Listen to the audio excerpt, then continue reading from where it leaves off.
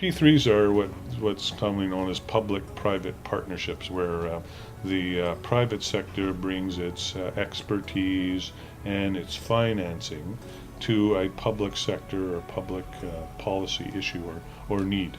And what it does is it makes sure that the risks of those projects are properly allocated to those who can handle it best. The concern in the industry with P3s is they generally are very large, and it eliminates some of the mid-sized general contractors and sub-trades from being able to participate on what they believe are, and they are, public sector projects.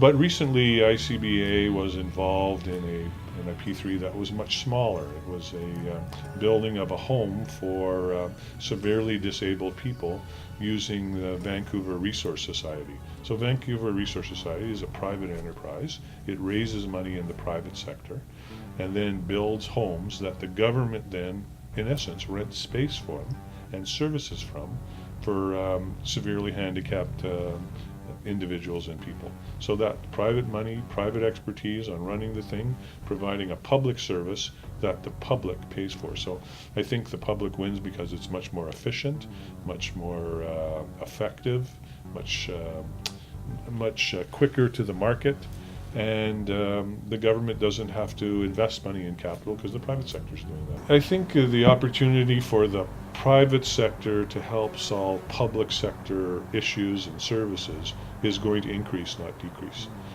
Government isn't a very efficient provider of services. It isn't very effective. It's usually bogged down with a million other political issues which the private sector doesn't have. So I think the private sector can provide public services that are paid for by the public but provided privately.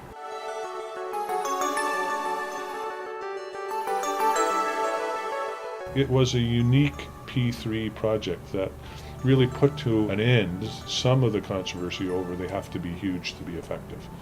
You can do it on a small scale, and if more smaller scale projects were done, I think the concern in the industry would begin to dissipate.